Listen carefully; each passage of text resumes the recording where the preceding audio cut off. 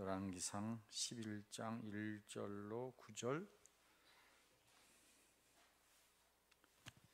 함께 봉독하십니다. 솔로몬 왕이 바로의 딸 외에 이방의 많은 여인을 사랑하였으니 곧 모압과 암몬과 에돔과 시돈과 헷 여인이라. 여호와께서 일찍이 이 여러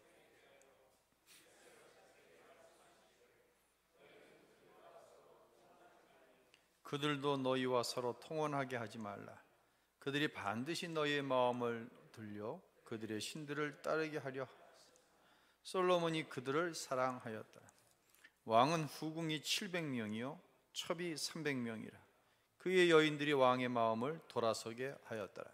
솔로몬의 나이가 많을 때에 그의 여인 다른 신들을 따르게 하였으므로 왕의 마음이 그의 아버지 다윗의 마음과 같지 아니하여 그의 하나님 여호와 앞에 온전하지 못하였으니, 이는 시돈 사람의 여신 아스다롯을 따르고 암몬 사람의 가증한 말곰을 따름이라. 솔로몬이 여호와의 눈앞에서 악을 행하여 그의 아버지 다윗이 여호와를 온전히 따른 같이 따르지 아니하고 모압의 가증한 금오스를 위하여 예루살렘 앞 산에 산당을 지었고 또 암몬 자손의 가증한 몰록을 위하여 그와 같이 하였으며 그가 또 그의 이방 여인들을 위하여 다 그와 같이 한지라. 그들이 자기의 신들에게 분향하며 제사하였더라. 솔로몬의 마음을 돌려 이스라엘의 하나님 여호와를 떠나므로 여호와께서 그에게 진노하시니라. 여호와께서 일찍이 2번이나 그에게 나타나시고. 아멘. 할렐루야. 오늘은 잠시 가던 길을 좀 멈추고 솔로몬에 대해서 우리가 받은 바 은혜에 대해서 한쪽 모습만 말씀을 드린 것 같아요. 그래서 반대편의 모습을 좀 말씀을 드림으로 좀 균형 있게, 또 우리가 이쪽 축복의 편을 선호하는데 그 축복 이후에 또 하나님의 은혜를 사모하는데 그 은혜 받은 이후에 내 삶이 어떠해야 하는가 굉장히 중요하지요. 그렇죠? 그 말씀을 좀 드리려고 합니다. 누누이 말씀드리지만 설교자가 조심해야 할 것, 이것은 담임 목사뿐만 아니라 우리 모든 교육자들, 또 우리 교사들이나 가르치는 모든 직분에 있으신 분들이 마음에 새겨야 될 것은, 내가 하고 싶은 말을 위하여 성경을 인용하면 안 된다는 거예요. 충분히 성경을 읽고 묵상하다가 나에게 주시는 말씀, 설교할 때 먼저 설교자인 제가 그 말씀의 은혜를 받아야 돼요. 나에게 주시는 말씀, 또 여러분에게 주시는 말씀, 내가 가르치는 아이들에게 주시는 말씀을 듣고 그 말씀을 전할 수 있어야 합니다. 설교자는 항상 이 유혹을 이겨내야 돼요. 내 생각을 성경을 인용해서 이야기한다. 이거 누구 얘기하는 거예요? 하나님 이야기하는 거예요? 내 이야기하는 거예요? 내 이야기하는 것이죠. 회중들은 내가 듣고 싶은 말씀을 듣겠다고 하는 생각을 또 버려야 돼요. 누가 주시는 말씀? 누구에게? 하나님께서 나에게 주시는 말씀을 들을 수 있어야 돼요. 이것이 잘 훈련되어져서 쌓아지면은요, 나중에는 하늘과 땅의 차이가 되어집니다. 신앙이. 자, 먼저 솔로몬 축복 이후의 이야기를 좀 해볼까요? 오늘 열왕기상 3장은 11장은 참 불편한 이야기로 가득 차 있어요. 3장에서 솔로몬이 하나님 앞에 일천 제단을 쌓으면서 기도할 때 그 솔로몬의 하나님을 사랑하는 마음이 그대로 전달되었잖아요.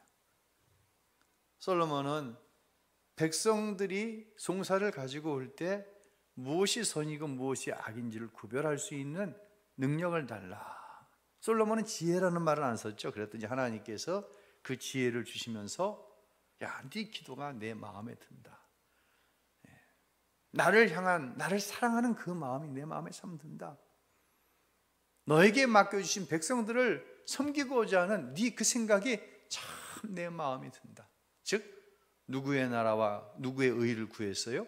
하나님의 나라와 그 의를 구했잖아요. 그 결과 하나님께서 전에도 지금도 미래에도 어떤 왕도 겪어보지 못한 부귀와 영화를 너에게 주겠다. 그걸 주셨어요. 이 솔로몬이 얼마나 물질적으로 부유했냐면요, 매해 순금으로 2.5톤씩 재산이 늘어났대요. 여러분이 순금 2.5톤이면 얼마인지 생각이 안 되죠. 금 한 돈이 얼마예요? 몇 그램이에요? 3.75g? 그게 얼마인 줄 아세요? 요즘 시세가 27,000원이에요. 27만 원. 3.75g이 2.5톤이면 2,500kg이야. 그래서 제가 이걸 환산을 해봐서 계산기를 두드리는데 복잡해서 혼났네. 1년에 약 재산이 2조 원씩 늘어나는 거예요. 야, 그래도 안 놀라네. 도대체 여러분은 재산이 얼마나 늘어나야 진짜 놀라겠어요. 진짜 아주 그냥 2조 원씩 늘어났어요. 제가 계산기를 두드려 본 바에는 그래요. 하나님이 그렇게 축복하셨어요. 참 솔로몬은 통치 초기 너무 하나님을 사랑한 나머지 성전을 지었죠. 열왕기상을 읽어보면 자기의 왕궁과 성전을 짓는데 20년이 걸렸다고 나옵니다. 정말 웅장하고 화려한 하나님의 최고십니다. 그 마음을 가지고 성전을 지어드렸어요. 그런데 솔로몬의 마음이 변했습니다. 오늘 본문에 보니까 1절과 2절에 누구를 사랑했다? 여인들을 사랑했다. 초심을 버렸어요. 하나님 사랑하는 마음이 하나님이 주신 부귀와 영화 때문에 여인들을 사랑하는 마음으로 바뀌었어요. 후궁 첩이 몇 명이 합해서 700명, 300명, 1000명입니다. 이 중에는 이방의 여인들이 다수였어요. 하나님은 이스라엘 백성에게 다른 민족하고 혼인하지 말아라, 엄하게 명하셨죠. 근데 이 1000명의 여인들이 그중 다수가 이방 여인인데 시집 오면서 뭘 가지고 왔어요? 자기가 이전 섬기던 우상을 가지고 들어왔어요. 솔로몬이 나이가 많아졌어요. 그 마음이 하나님께 가는 게 아니라 점점 이 여인들에게 가는 거예요. 결과 여인들이 섬기던 신을 위해서 산당을 지어줍니다. 신전을 지어준 거예요. 그리고 그 신 앞에 자신도 엎드립니다. 그 결과가 뭡니까? 하나님이 진노하신 거죠. 참 이게 우리가 축복 받기까지의 면을 보는 거 중요하지만 축복받은 반대편 보는 거 중요하다. 이게 중요해요. 그래서요. 결과는 자명한 거예요. 축복받은 이후에 하나님의 뜻대로 살지 못했어요. 하나님보다 여인들을 더 사랑했어요. 우상을 섬겼어요. 그 결과는 자명한 거예요. 하나님의 진노를 사는 거예요. 결국 너 때는 아니다. 네 자식 때에 통일된 이스라엘이 둘로 나뉘어진다. 그리고 통일된 이스라엘 가운데 북이스라엘은 아수르에 의해서 멸망을 당하면서 너가 그렇게 자랑하던 그 좋은 것들, 진귀한 보물들 아수르가 다 뺏어간다. 남유다는 어디에 망했어요? 다니엘서 우리가 봤죠? 바벨론에 망하면서 그 진귀한 보물들 바벨론에 다 빼앗겨 버린다. 그대로 이루어집니다. 제가 잘 아는 종합병원이 있어요. 그 병원은 우리 교단의 장로님께서 만드신 종합병원이에요. 그래서 그 병원의 이름이 지금은 다른 병원이 됐는데 그 전에는 그 장로님의 앞성을 따서 병원을 만들었어요.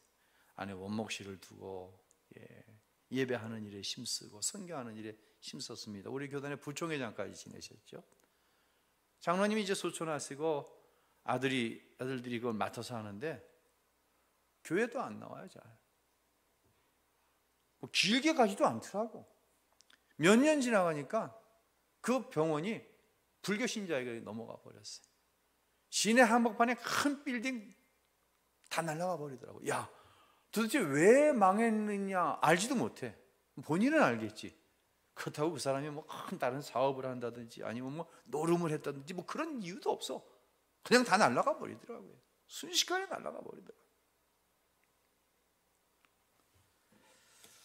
사랑하는 성도 여러분, 하나님께서 복을 주시는 데는 분명한 목적이 있습니다. 아멘. 누구를 위해서? 나를 위해서가 아닙니다. 하나님의 나라를 위해 받은 하나님께서 주신 복은요, 하나님의 나라를 위해 흘려 보내야 돼요. 아멘. 이제 계곡의 물이 흘러 어디로 들어갑니까? 강으로 들어가죠. 계곡의 물이 흘러 강으로 들어가면 계곡물이 마르나요? 계곡물은 절대로 마르지 않습니다. 이 계곡물은 어디서부터? 산꼭대기에서부터. 산꼭대기 물은 어디서부터? 하늘로부터 보충이 되는 거예요. 똑같아요, 원리가. 계곡을 위해서 하나님께서 비를 내려주시는 게 아니에요. 계곡은 흘려내려 보내는 거예요. 우리가 하나님이 주신 복을 하나님의 나라를 위해 흘려보낼 때 이 복이 절대로 비워지지 않습니다. 하나님을 사랑할 때 매년 2조 원씩 하나님께서 물질을 더해주셨어요. 솔로몬에게. 하나님의 나라를 위해 사용하는 것은 절대로 비워지지 않아요. 이런 경험이 여러분에게도 있으실 거예요. 명예도 더해주십니다. 거기다 사람도 막 갖다 붙여주십니다. 누구를 위해 살 때? 하나님의 나라를 위해 살 때. 저는 목회를 하면서요, 하나님이 주신 축복을 받은 뒤에 먼저 예배부터 패하는 사람들을 봤어요. 기도부터 패하는 사람도 봤어요. 사명의 자리를 패하는 사람도 봤어요. 더 기가 막힌 사람은 어떤 사람인 줄 아세요? 격이 안 맞는데 자기가 지금 돈이 얼마고 사회적인 위치가 얼마인데 이 교회에 다니겠냐면서 교회를 옮겨버리더라고. 난 그런 사람도 봤어요. 여러분, 하나님께서 절대 기뻐하시지 않습니다. 그렇게 하라고 주신 복이 아니기 때문입니다. 어떻게 하라? 흘려보내라. 나는 흘려보내는 통로에 불과한 거예요. 누구를 위해서 흘려보내요? 나를 위해서가 아니에요. 다시 말씀드립니다. 하나님의 나라를 위해서입니다. 만약에 이 준비가 되어 있지 않은 사람이 이쪽 면에 축복을 받았다? 이건 글쎄요. 뭐 저도 분명히 솔로몬이 복 받았다고 여러분에게 말씀드렸으니까요.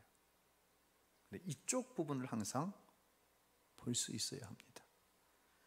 구약성경에 이런 복도 나와요. 자, 우리 잠언서 13장 22절 함께 읽을까요? 시작. 선인은 그 산업을 찾아 선선에게 끼쳐도 죄인의 재물은 악을 위하여 쌓이느니라. 이게 무슨 얘기냐면요, 이스라엘 백성이 출애굽했잖아요. 근데 가나안 땅에 들어가기 전에 하나님께서 말씀하시는 거예요. 다 주겠다고.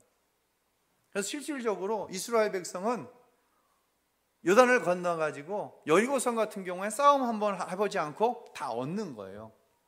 이방인들이 피땀 흘리면서 세운 성도 그냥 없고요, 성 안에 있는 집도 그냥 없고요, 개간한 논도 밭도 과수원도 그냥 없고요, 그들이 기르던 목축도 그냥 얻습니다. 이게 그 말이에요.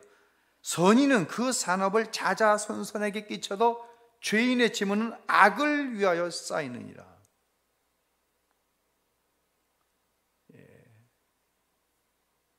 내가 쌓았는데 그대로 뺏기는 거예요. 그럼 도대체 이 가나안의 사람들이 지은 죄가 뭐예요? 하나님을 알지 못한 죄. 첫 번째 두 번째, 하나님이 그렇게 싫어하던 우상을 섬긴 죄. 세 번째, 하나님의 백성을 대적한 죄. 이렇게 이스라엘이 복을 받았어요. 그러니까 하나님이 주시는 복은요, 뒤에 이제 구하고 찾고 두드리라는 말씀 다시 한번 반복될 텐데요, 우리의 상상을 초월하는 거예요. 이런 복을 받은 경험이 있는 사람들이 나누는 대화는 어느 수준까지 가냐면 생각만 해도 하나님께서 이루어지시더라. 할렐루야. 무엇만 해도, 생각만 해도 하나님이 허락해 주시더라. 이건 정말 대단한 수준의 이야기예요. 근데 아무나는 절대로 아니에요. 예. 여러분을 축복하는 것은요, 이런 차원의 복을 받을 수 있기를 바랍니다. 예. 그러기 위해서는 다시 말씀드립니다.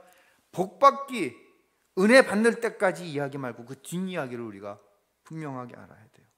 여호수아서 24장 20절 함께 있습니다. 만일 너희가 여호와를 버리고 이방 신들을 섬기면 너희에게 복을 내리신 후에라도 돌이켜 너희에게 재앙을 내리시고 너희를 멸하시리라 하니. 아멘.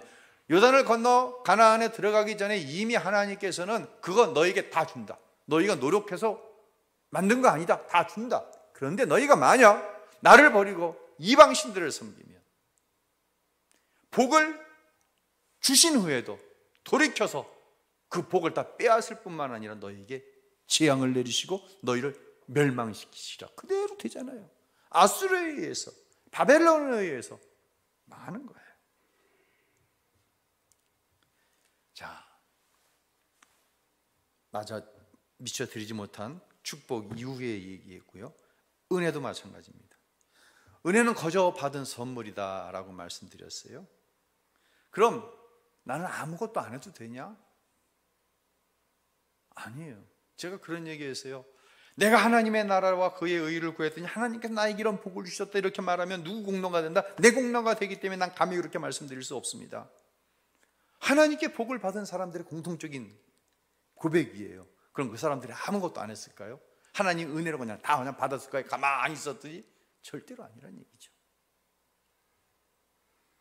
은혜 받은 이후에 우리에게 필요한 것이 있습니다.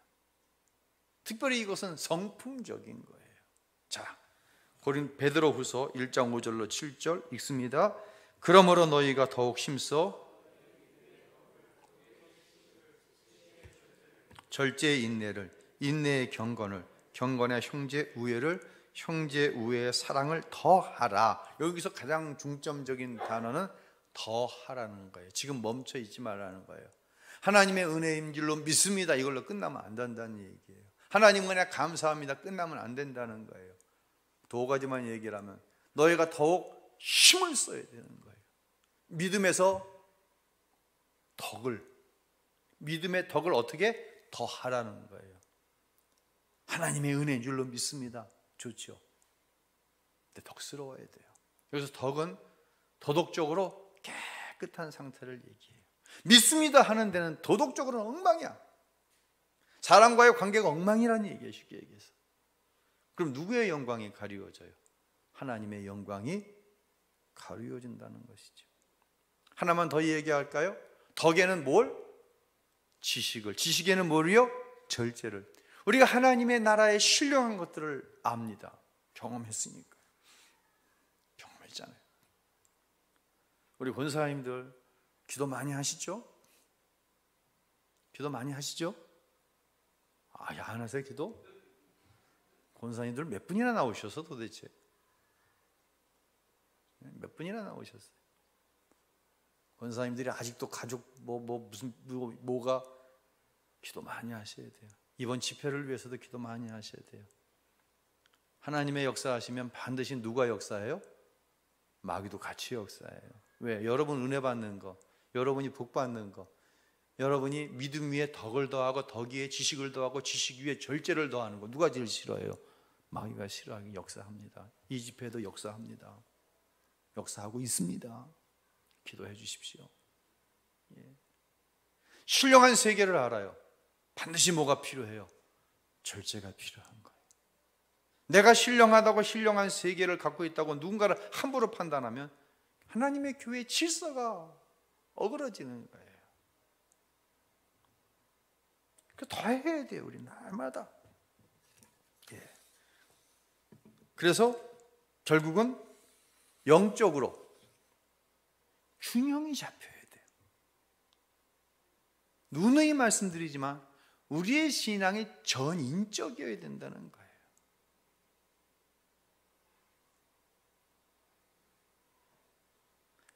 이런 사람을 통해 하나님께서 일하시는 거예요. 아멘. 하나님께 쓰임 받기를 원하십니까?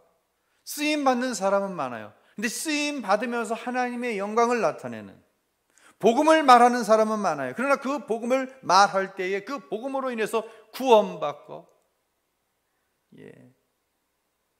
상처난 심령이 치유함을 얻고, 할렐루야, 어떤 사람을 통해 균형 잡힌 사람, 전인적으로 하나님을 만난 사람을 통해서 이 일이 일어난다는 것이죠. 하나님께 쓰임받되 하나님의 영광을 위해서, 하나님의 나라의 확장을 위해서 온전히 쓰임받는 게 축복이겠죠. 그렇지 않다면 참 그것은 고통스러운 일이 되겠죠. 이 일을 위해서 다시 말씀드리지만 하나님의 은혜입니다. 이 위에 날마다 덕을, 지식을, 절제를, 균형 잡힌 신앙을 가질 수 있기를 바랍니다. 이것이 바로 이제 은혜 받았습니다, 이 이후의 것이고요. 자, 그러기 위해서는 어떻게, 내가 해야 할 일은 뭐냐? 기도의 임계점을 돌파하시길 바랍니다. 자, 우리 지난번 함께 나눴던 말씀이죠. 누가복음 11장 9절로 10절 함께 읽고 계속 말씀드립니다. 시작. 내가 또 너희에게 이르노니 구하라, 그러면 너희에게 주실 것이요, 찾으라, 그러면 찾아낼 것이요, 문을 두드리라, 찾는 이마다 찾아낼 것이요, 두드리는 이에게 열릴 것이니라. 아멘. 제가 기도의 임계점을 돌파하라. 임계점이란 뭐예요? 임계점이 이런 거예요. 물이 몇 도에서 끓어 수증기로 변하죠? 100도입니다. 99도까지 가면 안 끓어요. 즉 수증기로, 액체가 기체로 변하질 않아요. 이게 임계점이에요. 사랑하는 성도 여러분, 신앙생활도 마찬가지예요. 제가 우리 박 목사님께 찬양, 이번 세일회 때 드럼 못 치니까 기본적인 악기하고 같이 찬양 앞에서 인도하실 분 한 2분만 더 있었으면 좋겠다. 한번 좀 몇 분 함께 하실 수 있는 분을 알아보십시오. 그랬더니 우리 염성숙 권사님하고 지창용 집사님께 부탁을 드렸더니 그렇게 하겠다 그랬대. 조금 걱정이 되는 거예요. 우리 영 권사님도, 또 윤승희 집사님, 지창용 집사님, 그냥 집에 가만히 있다가 교회 오시는 분들이 아닌데 이게 3주 절대로 짧지 않은데 좀 염려가 되는 거예요. 지창용 집사님 이번 기회에 한번 임계점을 한번 돌파해 봐요. 임계점을. 임계점은 그런 거예요. 죽을 똥 살 똥. 여기서 조금만 더 밀쳐나면 나 죽는다, 나 끝난다, 난 더 이상 안 된다. 이게 임계점이거든요.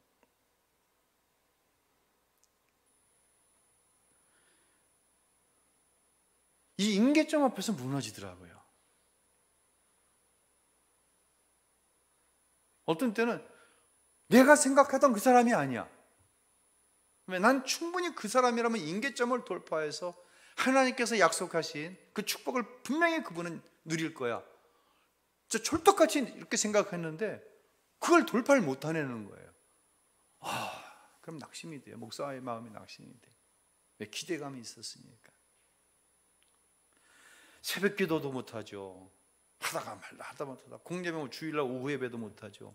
심야 부흥회만 크게 찬양하고 기도도 못하죠. 신방도 못하죠. 누가 아파서 돌아가시기 직전이라는데, 누가 수술을 한다는데 병원 신방 못하잖아요. 집을 샀다, 이사했다, 하나도 못 갔어요. 한 번도 못 갔어요. 청하신 분도 있었어요. 근데 못 갔어요. 평생 처음 당하는 상황이에요. 근데 조금 한 2달 지나니까 이게 편하더라고. 첫째, 설교 준비가 줄어드니까 편하고, 새벽에 안 나오니까 편하고, 병원 신방 안 가니까 편하고, 한 2개월 지나니까 편하더니 한 3개월, 4개월 지나니까 야, 옛날에 저거 다 어떻게 했지? 도대체 옛날엔 그거 다 어떻게 했지? 그런 생각이 들더라고요. 목회하면서 이만큼 육체적으로 편했던 시간이 없었어요. 그런데 제가 전정선 신경염 때문에 한 2번 어려움 당하고 한 번은 입원했었잖아요. 근데 어지러움증이 심해지는 거예요. 몸은 굉장히 편한데. 병원에 가서 검사를 받았어요. 바로 입원을 하고 해서 검사를 받았어요. 우리 성도님들께는 아무한테 말씀 안 드렸어요. 별것도 아닌데 염려하실까 봐. 다음날 검사 결과가 나왔는데 내 나이에 머리부터 발끝까지 신경이 이렇게 건강할 수가 없다는 거예요. 너무 완벽하다는 거예요. 뭐 고지혈증이 있고 뭐 이건 뭐 당이 뭐 좀 이거는 뭐 순이 있는 거잖아요. 그러니까 신경계통이 안전하다는 거예요. 근데 왜 이러지? 이렇게 요즘에 맥을 못 추고 어지럽고 그러지. 바로 결론이 나오더라고요. 몸이 편한 게 아니에요. 이게. 의미가 무슨 얘기인지 알죠? 이게 편한 게 아닌 거예요. 더구나 영적으로는 이게 편한 게 아니야. 이게 영적으로는. 목사가 설교 준비하기 위해서 성경 보고 신자들 위해서 상황을 보고 그 상황이 눈에 떡 들어오니까 뭐 애끓는 마음으로 기도하고 영적으로 문제가 생겼어요. 누구에게? 여러분 담임 목사에게. 그때 한 번에 훅 하고 들어온 생각이 뭐냐? 사경해야 되겠다. 단순히 그냥 우리가 사순절 새벽 밤 기도해야 했던 것처럼 뭐 한 15분 말씀 좀 이게 아니라요. 성경을 다시 한번 내 스스로를 위해서라도 복이 뭐고 은혜가 뭐고 사명이 뭐고 이거 한번 점검하는 시간 가져야겠다. 여러분 승자들하고 함께 점검해 나가야 되겠다. 이게 훅 들어왔어요. 근데 문제는 이제 얼마 동안 하느냐.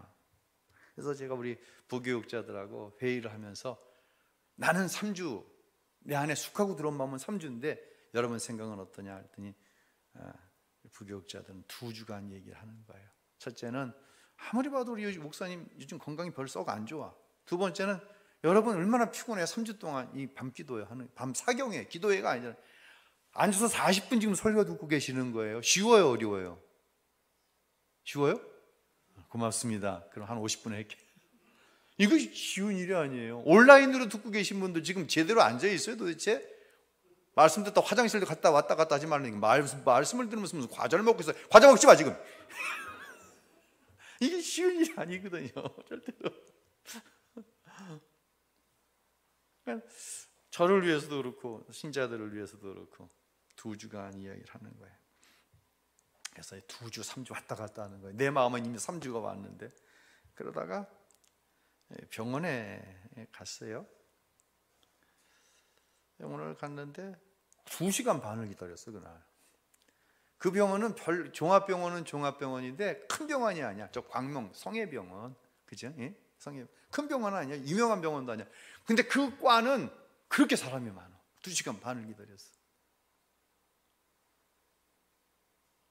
들어갔더니 과장인데 그 과장님이 목사님 얼마나 기다리셨냐? 2시간 반. 죄송하다는 거예요. 그렇게 친절할 수가 없어. 그러니까 사람이 그렇게 많아. 그리고 한 사람을 가지고 그렇게 그냥 성심껏 상담을 해줘요. 제가 물어봤어요. 과장님, 오늘 환자분 몇 분이나 보셨어요? 그랬더니 100사람 봐야 끝날 것 같다는 거예요. 환자를 100사람. 그것도 1분 대충대충이 아니야. 그렇게 성심성 있고 100사람 봐야 된다는 거예요. 내가 그 100사람 봐야 된다는 얘기를 하나님의 음성으로 들었어요. 야, 사람을 고치는 의사도 하루 100사람을 보는데 2주간 할 거냐 3주간 할 거냐 이걸 뭘 고민하고 그냥 고민할 거리도 안 된다. 응답을 받았어요. 그랬더니 마음이 편안해졌어요. 3주간이 뭐예요? 임계점입니다. 1도만 부족해도 물은 끓지 않습니다. 1도만 부족해도 액체가 기체가 되지 않습니다. 삶의 상황이 바뀌는 임계점까지 가야 됩니다. 아멘. 기도로 영적 임계점을 돌파하는 순간 그 영적인 문제가 내 영이 잘된 같이, 영이 잘 되는데 왜 범사가 잘 돼야 됩니까? 영적으로 임계점을 돌파하여서 하나님을 만났더니 하나님께서 내 범사를 만져주시는 겁니다. 할렐루야. 내 영과 내 육이 강건해지는 것입니다. 왜 영이 잘 되는데 육체가 건강해집니까? 영적으로 하나님의 원하심에 도달했더니, 하나님을 만났더니, 하나님을 전인적으로 만났더니 하나님께서 내 육체를 만져주시는 겁니다. 할렐루야. 그 말씀이 우리가 좀 전에 읽어본 누가복음 11장의 말씀이에요. 예배의 임계점, 기도의 임계점, 사명의 임계점, 헌신의 임계점을 돌파해야 합니다. 그때 그렇게 구할 때 내가 구한 것과 비교할 수 없이 큰 축복을 주십니다. 할렐루야. 그렇게 잃어버린 것을 찾을 때 내가 찾은 것과 비교할 수 없는 것을 소중한 것으로 하나님은 채워주십니다. 할렐루야. 그렇게 임계점을 돌파해서 두드리십시오. 생각나면 기도하고, 뭐 헌신하겠다고, 사명방 감당하겠다고 시작을 했다가 중간쯤 마음에 좀 뒤틀리면 때려쳐버리고. 여러분, 이건 플레이, 이건 놀이입니다. 이건 임계점이 아닙니다.